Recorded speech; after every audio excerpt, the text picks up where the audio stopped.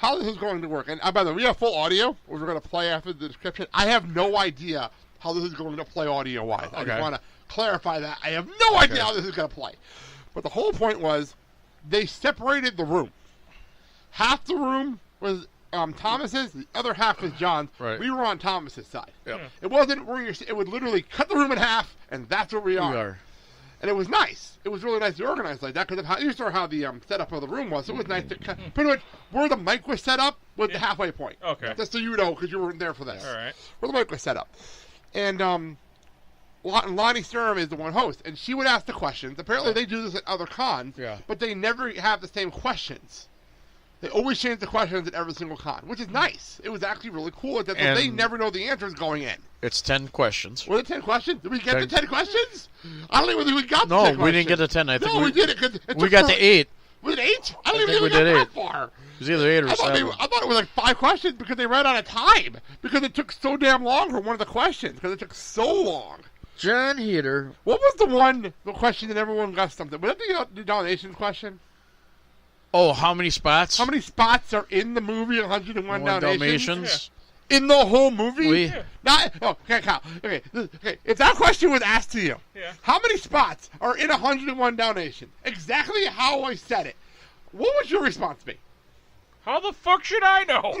No. But think about the question. Think about where we're at. We're at a Disney question. What would you think the answer would be?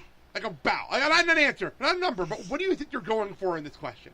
How many spots are on the dogs? Or Thank you. There you That's go. what I thought.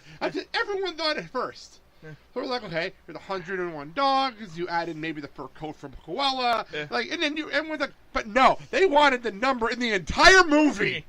The entire movie. Oh God. Which made no sense. Which not only included the puppies, but also mom and dad. Yes, and Koala's coats and every little spot in the movie. Like, somebody sat down and did this math. Okay. It was. I don't remember the number. It's in the audio. I don't remember the number. Somebody with less of a life than me. No. Here. It comes out to be... It was over 2 million, right? No, it was like 649 million. Yeah, something like that. It was bad. It was ridiculous. It turned into Prices Right, and this took 20 minutes because nobody could figure out what the hell the math was. Yeah, no one This is what took most of the time was this question. This is one of those where you go, keep in mind, somebody sat down, to do this. Took time out of their life, and counted each and every individual spot. Now, I must say... that person has less of a life than me.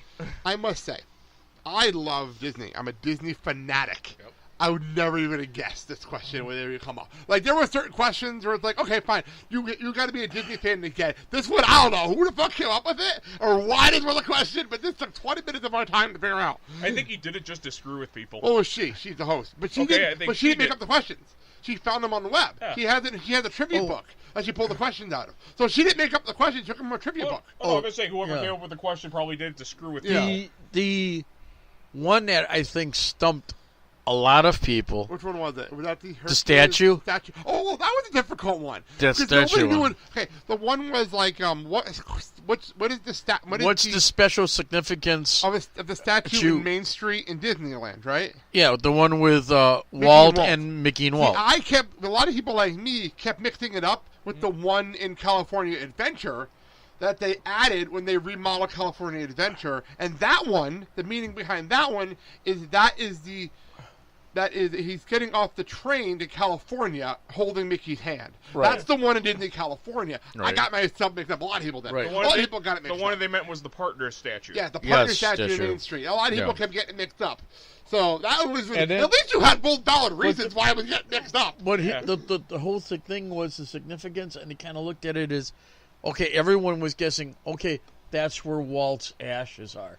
Which was a fair answer, but that's where Walt's cryogenically frozen head is. Or that actually was an answer. Someone did say that. Or this is where Walt introduced Mickey to. Whatever. It was valid answers. But the whole reason is. What was the answer? There's a hidden number in there that goes to the Disney Vault. Okay, here. No, the statue of Walt. The statue of Walt is 2 inches taller than him in real life. That's true. Yeah. That's the answer. Seriously? That was the answer. Seriously? That was it? That was it. That's anticlimactic. That was the one question that stumped everybody. So, I'll play all the audio in a minute. John Heder, Thomas Ian Nichols, amazing. They were amazing at this. They were so much fun. They were so charismatic. They were having so much fun. I don't think they cared who won. Like, that's the best part about it. They're having this competition. I don't even think who won. There was one question where Thomas's Godfather we answered early, and they're waiting for John's half to answer. And here you get me going humming Peter Pan. No, Robin Hood. Robin Hood. They're having Robin Hood. He was whistling. Oh, the song that would. Boy, I hope that makes it through the show. No, and then the crowd, and then our half starts clapping. When at this, he started clapping. It was really entertaining. I mean, if you know the song that would later become the hamster dance. If you know the song, then you kind of like went along and. It took everyone a second to catch on what he was doing. And then everyone caught on. Then he started whistling to go humming, and then humming. After he went to boom, boom. You know, it's like, okay, so if you recognize the song... Everyone got it. Everyone got it. All right, so we will play the audio. Oh, one more thing I will say. Thomas was on the front row. Me and him started chit-chatting in the middle of a question. We started chit-chatting about statues in the parks. I'm not even sure it made it on the audio because we were talking low, but it was really funny. First, it started as... raise your hand and give the answer, then to everyone shouting out an answer. Yeah. All right, so we'll play the audio here. I'm sorry if this isn't played well for audio, but we recorded it, so I'll play it here. Hello? Oh, there we go. Whoa. Got really loud. Okay. Hi, everybody. Hello. That was super weak. Hi, everybody. Hello. Are you guys excited to be in Madison at Wizard World? All right, we're going to work on your enthusiasm as we go along. My name is Lady Sarum. For those of you who don't know, I wrote a book. It's called Handbook for Mortals. It's about a young woman that moves to Las Vegas to work for a magic show, but she can do real magic. It was 34 on the USA Today bestseller list, and Thomas Ian Nicholas is turning in a movie. So we do all the Wizard Worlds to promote it. So you can come by the table later and get a free postcard because I forgot to bring them with me, or get a signed book or talk to us. But in the meantime, do you guys know why Tom and John do the panel, why we do the trivia panel? Have you guys seen Walt Before Mickey? Yep.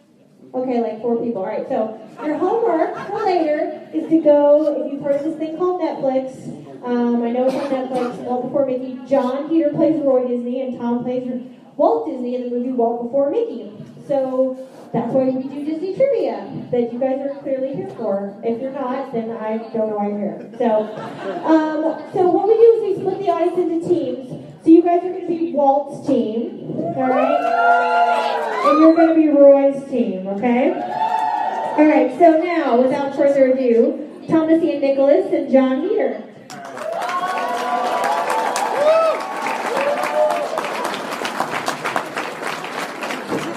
Tom says that I cheat for John and I help him win. So to be clear, there's a few more people on this side, and I gave you this side.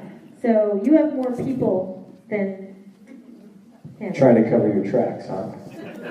Yes. I mean, from the response of Walt Before Mickey, I'm just wondering, should we maybe just watch Walt Before Mickey instead of doing Disney trivia? Back off the mic. I thought we were trying to... Good 3 fingers for... Mine's just really loud. I want to see him do the moon boot dance. Really loud. Yes, you are. Because you're eating the microphone. Not eating the microphone. We had lunch, Lanny. You don't need to eat the microphone. Look at my water bottle all crooked. It reminds me of certain things. When you're Jello. Keep going. Yeah. Okay. All right. So do you know which side your team, John? Say what? Do you know who your team is? Oh, it's this side, right? Yes. You guys planned it that way, right? Yeah. And it's the most convenient. You can't let his team be louder than our team. What's up, team? You don't have to beat them. I know you're better. You can if you want. It's a smaller room. It doesn't echo as much.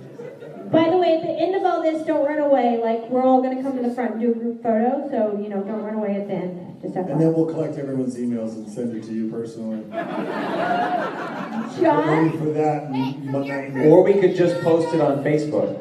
Yeah, that works. John has offered to personally send it to all of you per your email address for himself. John's phone number is 555. Everybody open up your AirDrop option on your Apple phones. We'll do that. All right, so I'll start with possibly an easy one. It's funny, sometimes I'll say, I'm going to start with an easy one, and people are like, crickets. And then I'll be like, this is a hard one, and everyone will raise their hand. So. Does my team feel pretty good about Disney trivia? I hope you guys are good, because I usually know none of these. It was only a movie that I was Walt. Now don't forget, just so we're clear. I get first dibs at the answers. If I don't know, then that's when I come to the audience for help, which I normally do, because I need, I'm pretty good, but if it's like going to ask stupid questions about, no, she won't ask any stupid questions. She picks good ones, so go ahead. I always get critiques later about my questions from John. So. Okay. By the way, these are, and I give them new questions, so it's not like they've heard these before. Which of these what does Snow White offer to cook for the dwarves? What specific food does she offer to cook for the dwarves? Like she tells them, how about I cook this? Correct. And they're like, or yay.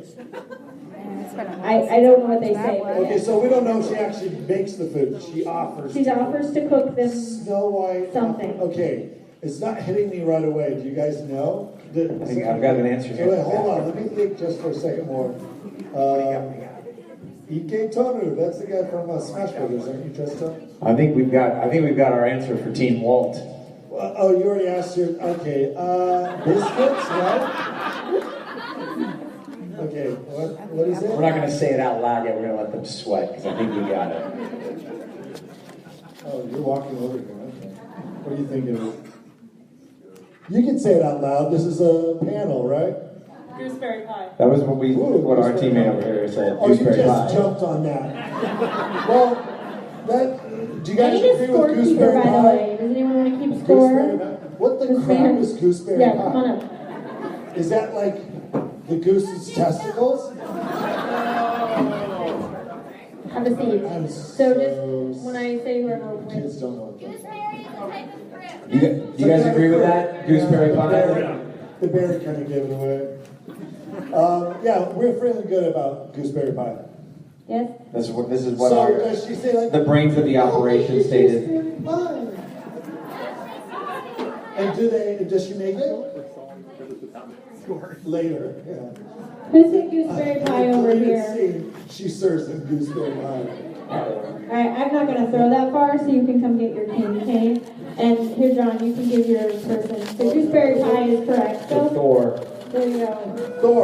So it's tied 1-1 right Does now? it work like you can just hold out your hand? Is it like the hammer and just flies to you?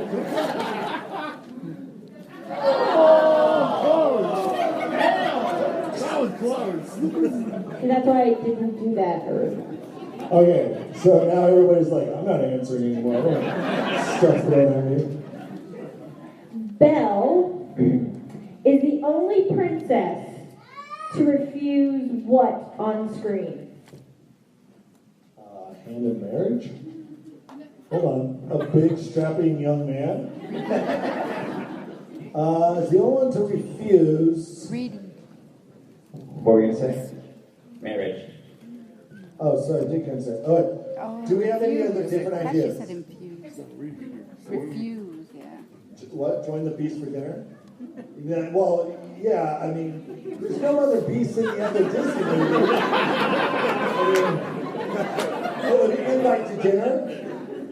Yeah, I don't know if that was really a subject that was brought up in the other Disney, but like, Simba, won't you join us for dinner? Simba wasn't a princess. And Timon and Pumbaa offered him dinner. He was like, sure, let's eat some grubs. Red shirt in the back. What shirt? Freedom? Sorry, Rachel. You were unequivocally denied. I think it's a hand in marriage, right? Because think of all it does in, okay, on